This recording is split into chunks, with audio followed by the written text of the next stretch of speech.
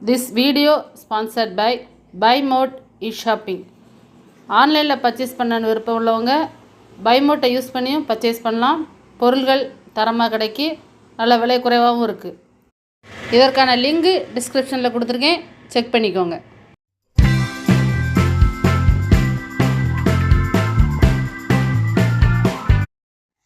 Hi friends, welcome to VVM channel. இன்றைக்கி நம்ம சேனலில் சாம்பார் ரெசிபி பார்க்க போகிறோம். சுவையாக எப்படி பண்ணலான்னு பார்க்கலாம். அதுக்கு 1 டம்ளர் துவரம்பருப்பு எடுத்திருக்கேன். அதை நல்லா கழுவி எடுத்துப்போம். நான் இன்றைக்கி ரேஷன் துவரம்பருப்பு தான் எடுத்திருக்கேன். அதுலேயே நல்ல சுவையாக நம்ம பண்ணலாம். இப்போ நல்லா கழுவி அதுக்கு தண்ணி சேர்த்துருக்கோம்.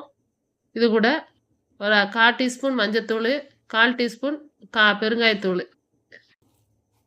கொஞ்சமாக சீரகம் ஒரு 1/2 டீஸ்பூன் சேர்த்துக்கோங்க போதும். 4 பல்லு பூண்டு, 3 பச்சை மிளகாய்.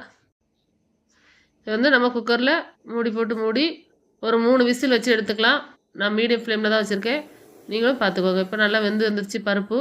இப்போ நம்ம இன்னொரு கடாயில் இதுக்கு தேவையான மசாலா அரைக்க போகிறோம். அதுக்கு 2 டீஸ்பூன் மல்லித்தூள், 1 டீஸ்பூன் சீரகம், 1/4 டீஸ்பூன் வெந்தயம், 2 டீஸ்பூன் கடலைப்பருப்பு, 1 டீஸ்பூன் துவரம்பருப்பு, 1 டீஸ்பூன் அரிசி, நம்ம சாப்பாட்டு அரிசி. இதெல்லாம் சேர்த்து நம்ம கொஞ்சம் பொன்னிறமாக வர்ற மாதிரி வறுத்து எடுத்துக்கலாம். இதுதான் சாம்பார் பொடி. நம்ம இன்றைக்கி வேறு எந்த தூளும் சேர்க்கலை. இப்போ பாருங்க நல்லா வறுபட்டு வந்துருச்சு. இப்போ தனியாக எடுத்து இதை ஆற வச்சிடலாம். நம்ம இன்னொரு குக்கர் எடுத்து வச்சுக்கிடுவோம். அதில் கொஞ்சமாக எண்ணெய் ஊற்றி, எண்ணெய் சூடானதும் 1 டீஸ்பூன் கடுகு சேர்த்துக்கலாம்.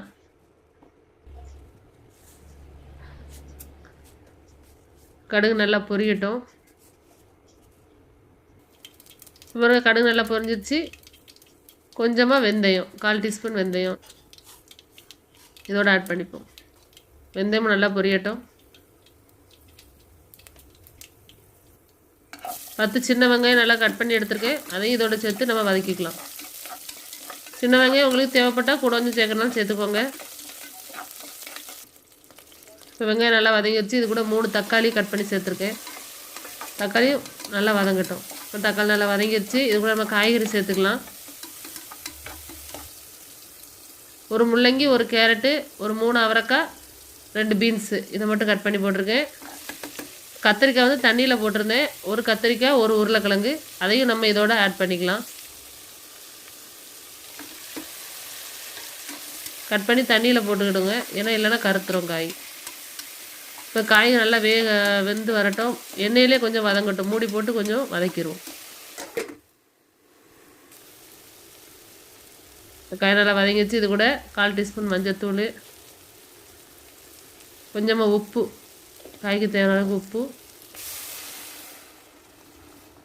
இதெல்லாம் சேர்த்து தண்ணி சேர்த்து நம்ம இதை வேக வச்சு எடுத்துக்கலாம் காய்கறியை. நம்ம வதக்கி ஆற வச்சுருந்த மசாலா பொடி அரைச்சி எடுத்துப்போம். இப்போ பாருங்கள் காய் நல்லா வெந்து வந்துருச்சு. இது கூட நம்ம அந்த சாம்பார் பொடி சேர்த்துக்கலாம்.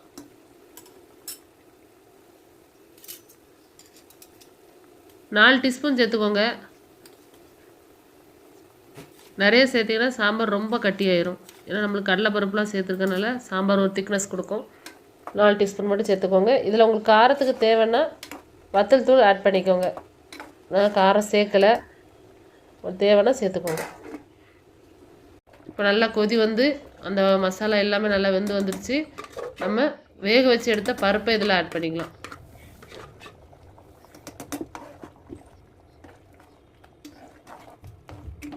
பருப்பை சேர்க்கும்போது சாம்பார் கொஞ்சம் கட்டியாக இருக்கும். அதனால் நம்ம குக்கரை அலசி அந்த தண்ணி இதில் ஆட் பண்ணிக்கலாம். உங்களுக்கு தண்ணியை வேணும்னா இன்னும் தண்ணி ஆட் பண்ணிக்கோங்க. நான் ரொம்ப தண்ணியாக வைக்கல, கட்டியாக தான் வச்சுருக்கேன். சாம்பார் செம்ம டேஸ்ட்டாக இருக்கும். இதே மாதிரி செஞ்சு பாருங்கள், உண்மையிலே உங்களுக்கு ரொம்ப பிடிக்கும். கடைசியாக ஒரு லெமன் சைஸ் புளி கொஞ்சமாக கரைச்சி அதில் சேர்த்துருக்கேன்.